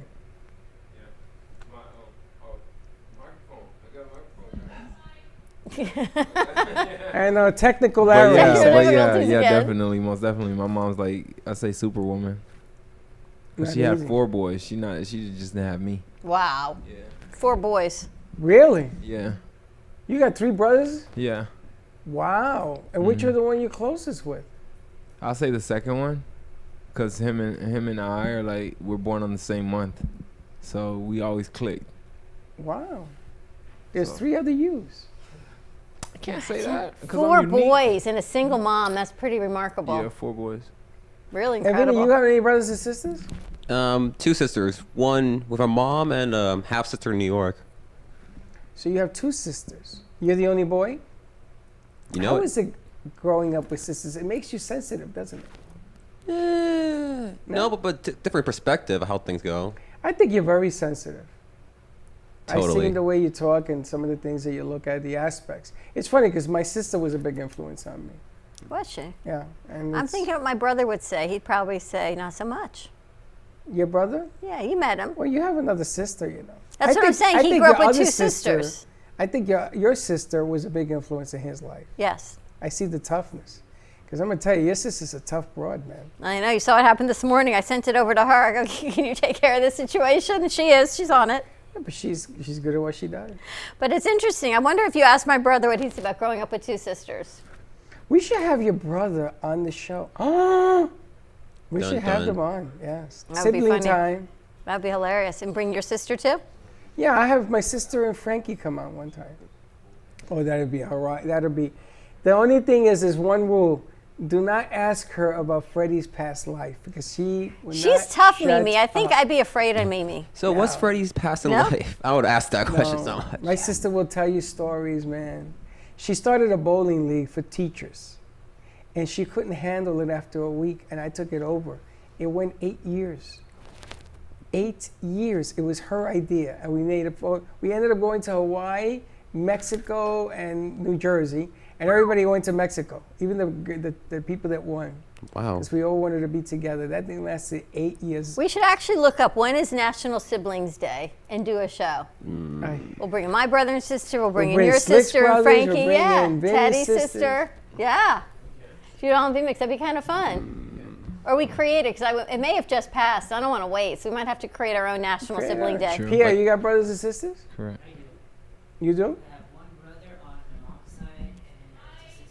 Give him Need a mic. You got have a a brother brother? and a sister. Yeah, I have a brother on my mom's side and 2 sisters on my father's. You got 3. So you're the oldest? No, I'm the youngest. Ah, My oldest sister is like 35 and with 2 kids. wow. And how old are you? I'm 24. And Liberace, you I got brothers and sisters? I got 3 younger sisters. Wow. 3 younger sisters. That's it. You're the oldest, the only boy. Yeah. Really? Isn't it interesting when you ask? Yeah, I wouldn't think he had any sisters. Another sensitive guy. All 3. this music, all these musicals, and the girls love musicals. So 3 sisters. Wow. It's interesting, right? It is. Do you know my sister's the only girl I'm thinking about, except for Junie, that has a girl in the family. There And are your only father 4 of was them. like of 5. 14, right? Yeah. Only girl was my sister. Wow. Wow, that's kind of strange. No, this guy's got to be wrong. Julio had a daughter. That's it. But out of 14 siblings, there's Maybe only 6 girls. okay. 6 girls. So that's like half. Well, one guy had 4. Junie had 4 girls. Really? Yeah, he had twins, and he had Daphne and Linda, and then Brenda and Wanda were twins. It's 4 girls from one father, and everyone else had boys except your dad. Except for my dad. Wow, think about that. That's kind of scary. Talk about genetics, and you got 2 boys. I couldn't spit out a girl if I wanted to. Doctor told me, no girl for you. Isn't that funny? I wonder if they've ever done a study on that, on the genetics, family genetics, on why more males. I would never have a female, I was told. Really? I'm missing the chromosome, whatever that means. That would be the extra X. Yeah, I don't have it. I can't even borrow it. You can't buy a vowel? Can't buy a vowel. Can't buy a consonant on that one. But you know how sad that is? You always want to have a daughter. And yeah, I mean, Linda has a daughter. It's the closest thing I've ever had in my life. But I never had. I dated women that had daughters, but I wasn't a dad. It's interesting with the genetic side, the DNA of it's pretty interesting. It's kind of, I mean, you have a boy and a girl, so you're spoiled because you got both. It's different. When you guys get a little older and you have your family, you decide to have children, you're going to understand the whole conversation on this thing. There's so many things that are interesting. The whole pandemic thing, the special needs that we talked to Aiden about on that book, This is Autism, and resources that I never thought about until we were doing Val's show a couple weeks ago, that when you're not in school and you're special needs and you have this IEP, this individualized education plan, that you are entitled by law to services, even if you're not in school. How are they getting services? Because people aren't going into their homes. You talk about people that are severely have disabilities. I'm even afraid to have that conversation, because when they open that Pandora's box, you're going to see a lot of stuff not happening. And you wonder why, you think about parents and kids that need, physical therapy, emotional therapy, recreation. You name it, they need it, even just for muscle movement. So many things. I think it's become a term of survival right now. Having food, having air conditioning if you're in a hot state, having lights on and water. I think that everything else, that education and all that right now, nobody's looking at that. They're just looking at how to survive. That's why, those peanut butter and jelly sandwiches that we've done the last 2 weeks, to me, that means so much, because it means that somebody can get a sandwich, maybe the only meal of the day. True. Which is really tough, man. And you're looking at everything else going on around us and stuff. It's just a tough going right now. There's a lot of things going on. I think there's a hurricane going to be hitting Louisiana any moment. Category 4? I hope not. The first Anything hurricane isn't going to be Well, pleasant. the first hurricane blew away, and it's funny because they didn't know where it was going to hit. Did you see the news? And then this morning, or last night, yesterday, they figured out it's going to hit in there, and they're getting people out. So now they got a traffic jam. They can't get out of the state. Thank you. It's You can't get out of the state. You got 5,000 people leaving on one road. You can't get out. Talk about bad planning. I know. But at least it missed New Orleans. New Orleans would have been no more. We got to see what Louisiana, Texas, where it ends up. You're still talking low-level land, and people that don't have, and it's just a mess. Anyway, before we end, our hearts, our thoughts, our prayers are going out to everyone, because whatever we can do, and maybe we got to get back in touch with 100 People Project and see, because there's going to be damage. I hope not devastation, but there will be damage, and there will be people that... It's going to be tough. And look what's happening with the fires in California. I got to tell you, 2020, you couldn't even written a movie this bad. Did you see some of the people in California have decided? Now, there are 10 states and the National Guard that is fighting these fires. Over 1 million acres has burned. So some people have taken a stand to fight the fires next to the people that are trained to do this, right? Cali Fire, they call it. And they're asking them not to do this, right? So this one guy stood up to the flames with a truck, a fire truck from 1932. This is a true story. Look it up, I swear. And he went in there and he hosed everything down with his fire truck. And he saved the community. Everybody, they put him on their shoulders. Wow. He fought. You should have seen him. He was covered in soot from head to toe. Me and Linda were looking at this. We were like, you got to be kidding. First of all, the courageousness of this guy. His hair looked like it was cindered. His clothes were all burnt. And he stood in there and he saved that little community from burning up. Pretty amazing. One person does make a difference, right? We talk about it all the time. One person makes a difference. And here's one person joining us actually on the other side of our screen. We got Patty Goldenberg, Fem City, Boca Del Rey joining us. Talk about one femme making a difference. Happy International Female Equality Day, Fem City. Yes, thank you very much. Who knew 100 years ago, right? With women's right to vote, and now how it's turned into so much more. And yeah, we're excited for everything that we can do to help support women in business and in our communities in our own little way. And thankful to be part of what you guys do on the Brooklyn Cafe, because you guys are supporting, women and men and kids and, just everybody in our communities and beyond. So well, thank you. Kudos. Thank you. How's everything going? What's happening in the Fem City arena? Everything is going well. We're getting ready for our August Connection Luncheon, which of course is virtual right now. And Freddie, you will be glad to know this is not sold out through the joy of Zoom and not having quite the same limitations that we do at a physical venue. We're able to accommodate more people or be more flexible with our numbers.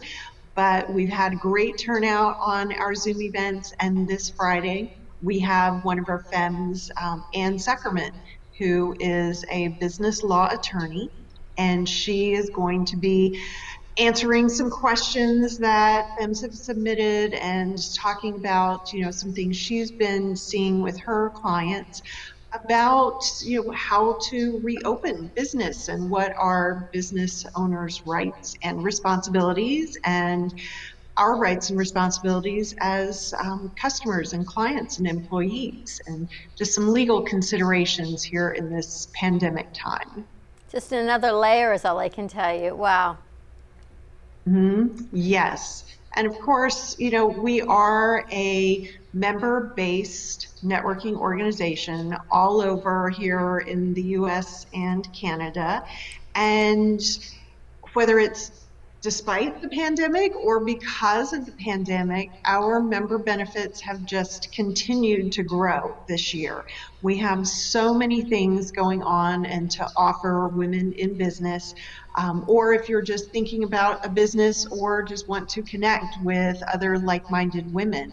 We have our virtual networking every Wednesday, as well as online group coaching.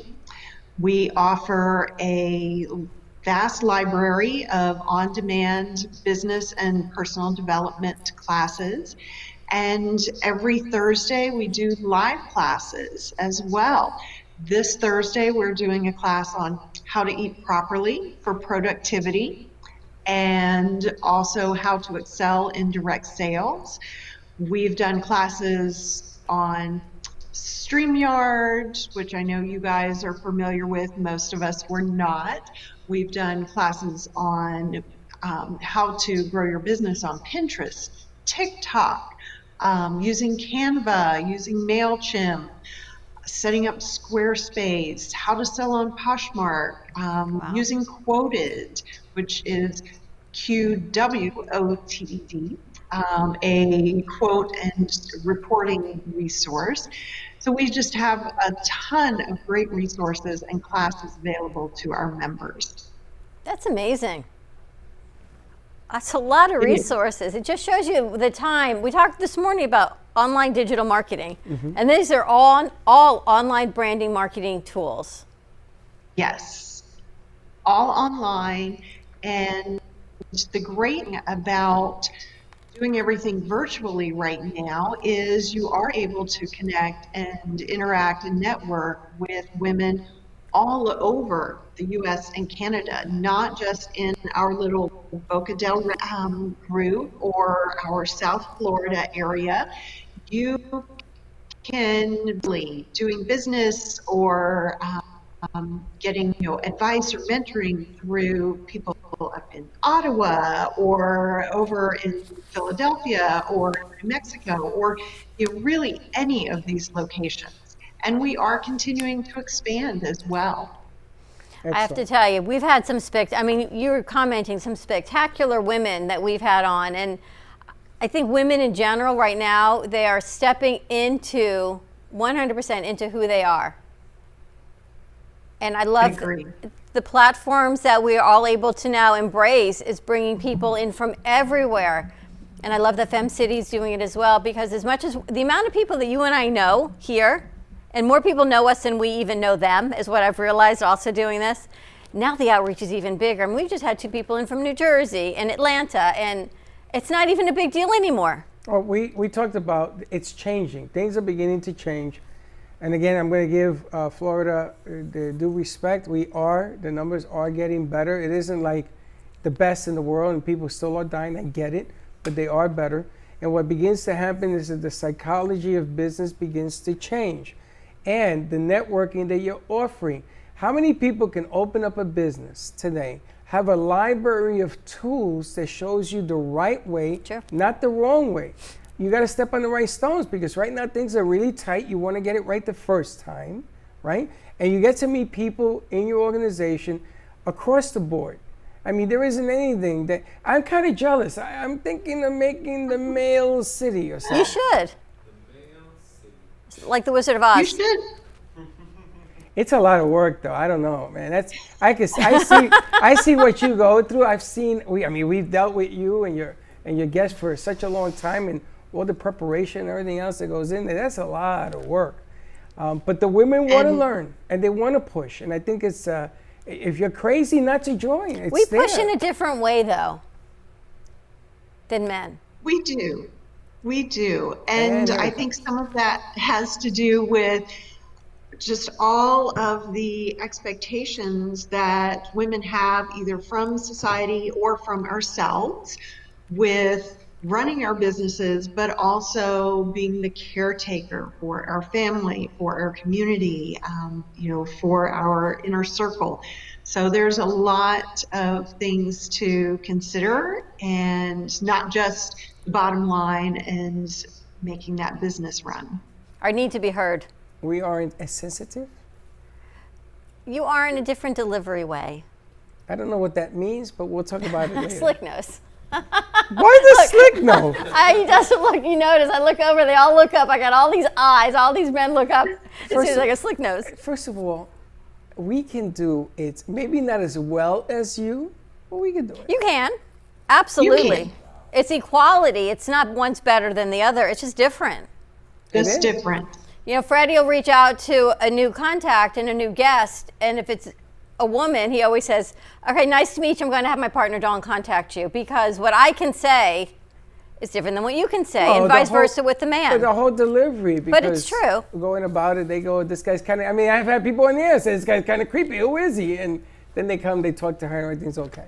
It's just, we all want the same thing. It's just a different delivery. That's all. But sometimes you find somebody who has something to share. Jordana Foster is a member of your organization. And the way we met Jordana, everybody knows. But sometimes you meet people, they have something fantastic to talk about, and they're a little apprehensive because here's a guy coming out of nowhere saying, you got something great to talk about. And she's like, well, who the hell are you? Right? But you have an organization, and therein lies the difference. You can borrow a book from a library and feel safe that that's a place where you can go and get a book. Same thing with Fem City. You can go there and learn about business, it's women's perspective. There's a whole library of tools to use. It's different. It has to be different. It should be different. I want to ask you, of all the seminars you had this month, do you have a top 3 that really resonated with you? One of the things that I have really liked that we've done recently is our mental health series. We've had a 5-week mental health series that is just focusing on different areas of mental health. And Violet has interviewed different experts in the field on finding balance, on listening to your intuition, on how to say no. And there have just been a lot of great things, conversations opening up, and a little more awareness on the importance of just taking time for yourself, for your mental health. And that's something that I really liked this month. I think that is the hardest thing for me to do, is find, and you told me last week and that I better take some time off. To take the time off, because you never finish your to-do list. I never finish my to-do list. When I leave here, I have a whole nother day that I still have that I should get to. I can't possibly clear it. So the 8,000 emails that are now sitting in my email, I'm ready to start another one, because probably 7,999 of them are probably garbage. But you got to find that one. So it's sifting through all this and taking that time for yourself while you're trying to grow your business. And I would think these skills on helping women prioritize, strategize, and say, take that hour for you, unless it's earth-shattering, everything else can wait. It can, and those emails are still going to be there. Right. And most of them, will be fine if you answer them the next day, or like you said, A large percent of them are just garbage that don't even need to be opened. Right. But if you keep going full speed, full speed, full speed, and putting everyone else or everything else, every other task ahead of yourself, eventually you're going to run out of gas and you're not going to be able to open those next emails. So it really is important to prioritize at least a little self-care, just so you have enough energy and enough of yourself to give to your business or to your family and your network. And what's coming next? I can't believe we're the end of August already. Oh my goodness, yes. So we're working on some things for the fall. We are going to kind of baby step into some in-person events. We will not be having our big in-person 40 and 50 women luncheons anytime soon, but hopefully, you know, as we get into 2021, we'll see those again. But we are going to bring in a few smaller in-person events and incorporate those with the online coffees and luncheons that we've been having. So we're very excited about that. We'll have more to announce as we get into next week. And how do people join FemCity? So you can find us on femcity.com, check out the Boca del Rey location, and on Facebook, FemCity, Boca del Rey, FemCity. And we also have a special link just for the Brooklyn Cafe viewers where people can save $50 off the annual membership rate, which is amazing. And there is also a discounted monthly membership rate as well, just for your viewers with that link. Fantastic. More to come. Why are you laughing? Because I see them setting up. I love that. And the 50% discount. We actually have a great show on Friday, Build Your Own Brand, and Nancy Berger, and she does not live in Florida, but now that you are virtual, I really want to connect you. She's doing a conversation on how to have difficult conversations. And it's getting over the fear, unpacking the fear, fear fact versus fear fiction, having the conversations. No is a complete sentence, and you don't always have to say you're sorry. So I think this is right up FemCity's alley as a resource, and I'm going to send you the information to tune in and to make the connection, because now that we can do such virtual outreach, this might be a nice segment for them as well. It might be, yep. And I think it will be another tool for the ladies to take advantage of and learn and everything else. And again, it's a library, a vast of knowledge. I wish there was organizations when I was putting myself through on this process. For me, everything was trial and error. Everything was trial and error, everything. I got yelled at, I got screamed at, I got this, I got that, before we click and make it work. And nowadays, you want to get it done right the first time, which is why FemCity joining is important. There's the assets. Thank you, Patty, so much, as 100%. Always. Thank you. Have a great day. Happy Women's Equality Day. Thank you. You too, Dawn. Thanks, Patty. Now, every time you say that, Vinny flashes to my brain with the paper. Vinny, do you juggle? With only 2 balls, that's it. I won't go there, but okay. I had to ask, didn't I? So sorry. Hector does. I feel like the plane just went over me, the plane. All right, I'm going to kick it over to Pierre. We're going to take a quick commercial break. This segment is brought to you by Don Pablo. If you're looking for something to jumpstart your morning, then go pay Don a visit. If you're asking for a favor, make sure it's Don Pablo's. Don Pablo's coffee grower and roaster. Sometimes you need to shake things up a bit, to be a little adventurous, to make your meals pop. Don Pablo coffee growers and roasters have that special ingredient, that little bit of adventure in a bottle, to take your dinner to the next level. So take a leap and try one of Don Pablo's fresh roasted specialty coffee meat rubs on your beef, chicken, or pork. You'll never go back to boring again. Go ahead, rub it on your meat.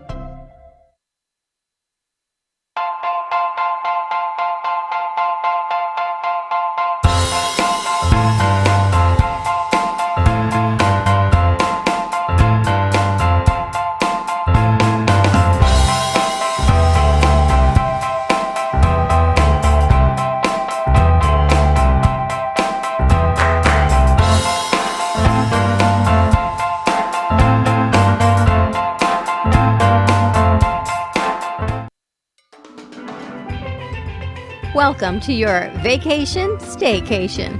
And what better way to kick back than to blend up a sweet pina colada, a smooth mojito, or just a nice stiff rum and coke. If you want true relaxation and enjoyment, then you want Gubba Rum. Gubba Rum is a unique rum infusion. Gubba Silver Rum is infused with real shredded coconut, and Gubba Rum Gold is infused with real shredded vanilla bean. Both are made with certified organic ingredients. Each infused Gubba Rum is 35% ABV, 70 proof, and as we say in Boston, wicked smooth. So if you're looking for the best combination of taste, smoothness, quality, and price, your clear choice is Gubba Rum. If you want that wicked smooth taste for yourself or your vacation staycation, visit GubbaRum.com to find your closest liquor store that carries Gubba Rum Gold and Gubba Rum Silver. Gubba Rum, it's wicked smooth. If a tree falls in the woods and no one is around to hear it, does it make a sound? Have you ever felt that your voice goes unheard? And you think that you can make a difference if only someone would just listen? It's time for women in business to have a place to step into your power, a platform to embrace your hopes, dreams, and your visions, a voice to heal and restore. Your voice can make a difference. We have the platform to share your story and let your voice be heard. Be kind to yourself. Give yourself the chance to be heard and shine bright. Contact New Dawn Media by texting CAFE to 80800. That's CAFE to 80800.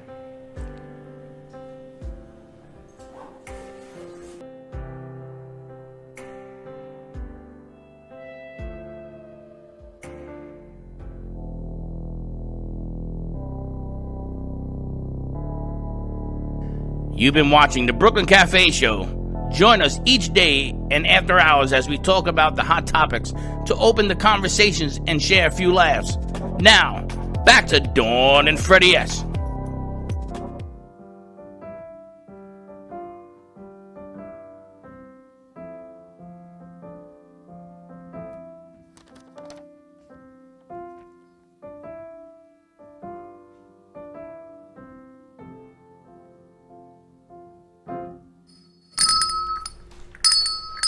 Yes, I can. I can. I think it's T for two. Oh, T for two? Yeah, that's right. How do I know all How these do you old? know this crap? It must be like another You are just lifetime. ridiculous. I must be like another That was from lifetime. Like 1924, actually. Oh, that was the day Two you were born. for T 1924. and T for two. I know. How do I know all these Now, songs? do you guys know that Dawn does not have a birth certificate? What? Yeah. They don't know the story. I actually tried to. I went online to try and get one. They ask a million questions, and I'm thinking it's not even worth it. What's the weirdest Nobody knows the day Dawn was born. What's the weirdest question you got from there? From trying to get my birth certificate? Yeah, like- They just want a lot of things, like to verify and re-verify in the state and the city and the hospital and your mother's name. I got all that. How much more do you need to know? And you know everything. Everything. I just want a birth certificate. Or not, I guess. Is all Do you I have can a question say. of, are you an alien or anything? Well, that goes back to our conversation this morning, right? They walk among us. I'm So did you get probably the not. but No. did you get the birth I didn't even get through the whole questionnaire. You need an advocate. I know. You need a Am birth I an certificate. alien? I am not from this planet. That we can be rest assured from. Well, how funny is that that she can't get a Major birth Tom. certificate? What you said? How funny is it that she Huh? cannot get a birth certificate? How do you now have one in the first place? That's a weird part. Well, my parents have it someplace, and I have a passport, so I must have some point must have had a birth certificate, but therein lies. Well, at some point you were born. Yes. Were you born in a hospital or in a tiki hut? Well, according to my parents, I was born in a hospital. And I slept in a dresser drawer, but you know, those are all. How many years have your parents been married? Well, there's a good question because. I heard 52. Well, therein lies the question with how old I am. They're married 54 years because I'm 53. I was born a day short of their 9th month anniversary. Now, in English, does that mean? My parents were married on June 25th, What year? 1966. So you were born in 65? 7. I was born 67? on March 24th, 1967. So not even a full 9 months of incubation, and here I am. Right. There's something wrong with the math. We know there's something wrong with the math, but I am wrong. secure with who I am, so it's all Hey, good. hold on. But you don't even know how old you are. Why do you celebrate your birthday on the 24th of March? I know it's the 24th of March. I How was do you born know on that? Good Friday, and I know all of the How alignments do you with know my that? stars, but who I am. The year is a little wonky. So maybe you're 56, I could be. or maybe you're 49. It could be. You don't look 53, so it must be younger. All I can tell you is I do not know, but maybe How that. old is your sister? My sister is 50. So how is it that she has a birth certificate? Yeah, and so I It's think my a brother does also. mystery. And my brother's 51. And I'm Oh, so 53. your brother's in the middle. Yeah. I didn't know that. I thought he was the youngest. My brother and sister are 11 months apart. I'm gonna tell you, Doc is a busy My man. mom was a little busy, is all I can tell Your you. mom, your father. Moms don't get busy. The men get busy. She was busy, I guess, in summers because we were all born in the spring. I was gonna say there must be no television in your house. In the When's your summer. sister's birthday? I have no idea. What month? November 22nd. You're March, she's November. My sister's the 24th, or my mother's the 22nd. I know they. Your 2 days mother's the apart. 28th. Oh, so my sister's the 22nd. And I know your mother's birthday. Why? I just do. What year is my father's birthday? What year? I mean, what day? November 14th. The 14th. I know. Same as my dad and my son. You guys realize that Christmas is right around the corner? I'm more excited for Halloween. Do you have a favorite Halloween candy? Slick, we got about 3 minutes. Actually, we can run a little bit, but you getting ready for that segment? Correct. What's your favorite Halloween candy? Candy corn. Everybody hates it, but I love it. I love candy corn. Oh, but what? Yeah, that's weird. It's the best. Did you ever pretend they were your teeth? Did you ever pretend candy corn were your teeth? No. I Did think you grow up? I think I like either Hershey's or Skittles or both. I think you like Skittles. I even bought you some at the dollar store a couple weeks ago. Pierre, what's your favorite candy? At least he knows he's looking for a mic. You can never go wrong with Kit Kat. That's a classic. Kit Kat. Yeah. True that. Teddy, what's your favorite candy? Candy corn. Oh, nice. What's your favorite candy? When you play sports, did you eat pumpkin seeds? No. What? Pumpkin seeds. Pumpkin seeds. Did you got anybody here play sports? No. Sports? Pumpkin seeds. Sports? Really? Eat Really Pumpkin pumpkin seeds. seeds? like Pumpkin any seeds. benefits for eating Candy pumpkin or real seeds? pumpkin seeds? No, pumpkin seeds. Sunflower seeds. are good. Sunflower seeds. Oh. I used to buy them by the box. So I used to take a handful and put it in my mouth and spit them out when I was playing ball. You guys never did the sunflower seeds? I never played Sunflower sports seeds. as a kid. I was only a gaming person. You guys ever heard of sunflower butter? No. Apparently, it's non-nut butter, sunflower butter. So for those who have nut allergies, it's another way to spread it on your bread. Selena, what's your favorite candy? There's a lot. I like Reese's, Hershey's, Kisses. You like Kisses? Hershey Kisses. Remember when they used to put a peanut in them? Yeah. That sort of died down. Nobody liked it because of the allergies. They got almonds in them. But they have What's the your favorite allergies. kind of M&M? Peanuts. Peanuts? Not many different types, are there? Just Oh my gosh, there's so many. There's M&Ms? coffee, there's yeah, no, peanut, yeah. there's pretzel, Caramel, there's yeah, yeah. caramel, there's plain. I didn't know that. Yeah, ask my mother. She has them all in her house. When I go to the movies, She makes I an get assortment. I get Reese's and I get Snow Caps. You remember Snow Caps? Yes, I used to squeeze two of them together. So when you had the bite, you had like the perfect bite of the little white on the outside and the bottom. But you guys know what the Snow and then which is the minty one, the one with the mint in the middle? The New York Andre's mint? mints, those little rectangle ones. The chocolate You with love the, those, I the know. chocolate with the middle. Ugh. Wintertime, we always put those in our hot chocolate here, right? Or coffee. Oh, you know who we have to call? Who? We got to call Jupiter to get those deliciousness little treats that she makes. Oh, the mallow dreams. The dream mallows. I've been dreaming about her mellows. Have you?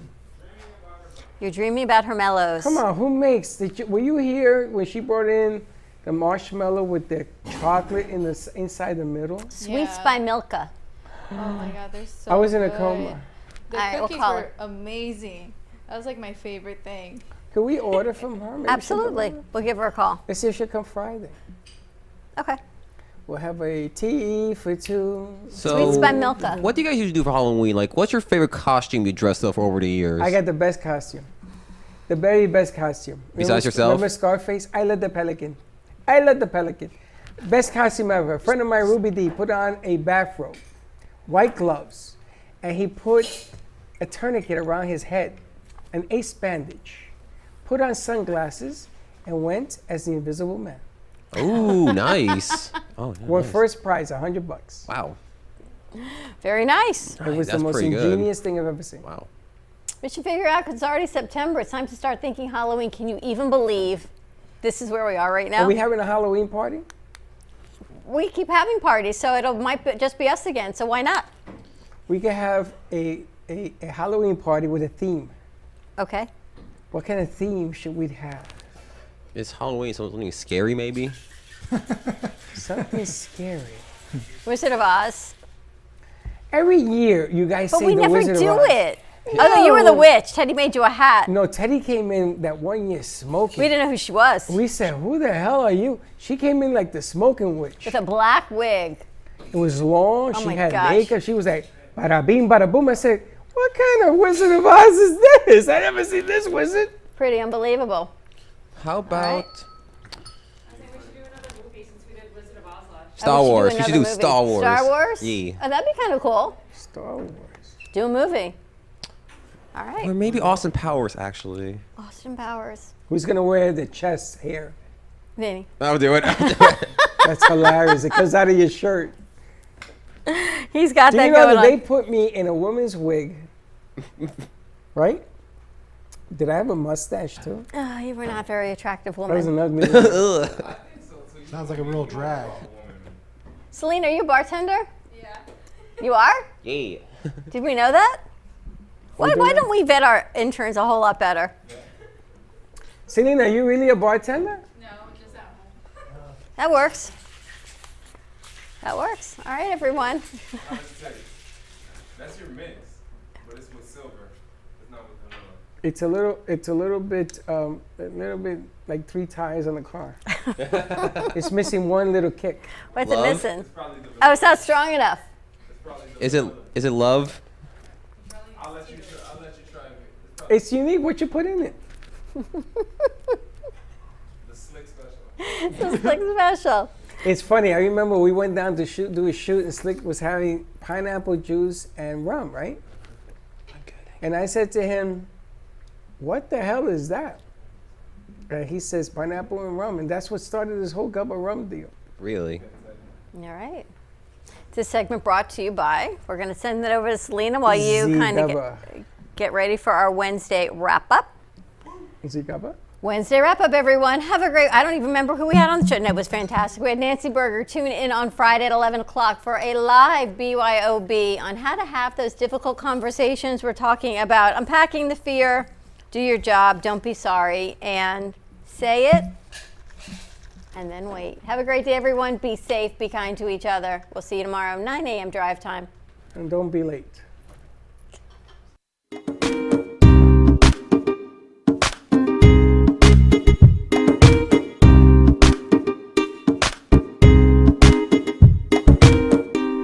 Well, that's about it for today. This segment is brought to you by Gubba Rum. We have 2 flavors. We have Gubba Silver and Gubba Gold. They are both wicked smooth. Go check it out. That's about it for today. Even though the show is over, the Brooklyn Cafe is always open for business. You're invited to join the fun every day from 12 to 2. If you missed some of the laughs from today, Dawn and Freddie S will bring more good cheer next time. You can follow the Brooklyn Cafe on Facebook at the Brooklyn Cafe TV to rewatch every minute of the show. Well, see you next time.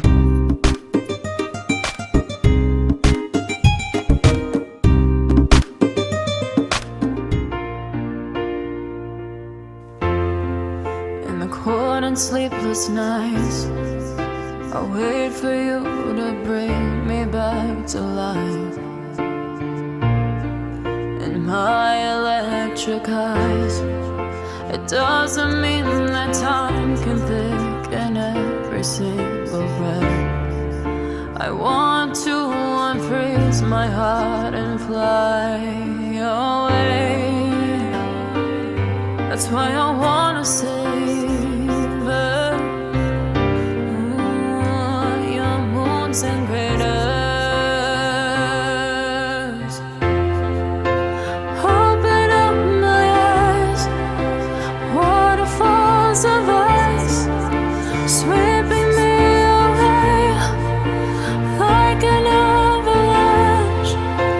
Helpless as I fall, the words can't say it all, sweeping me away like an avalanche,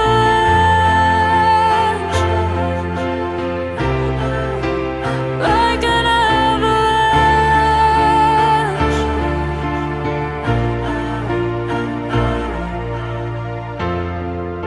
I listen for a sound, waiting deep inside my maze of sweeping thrills and colors, just a ray of light.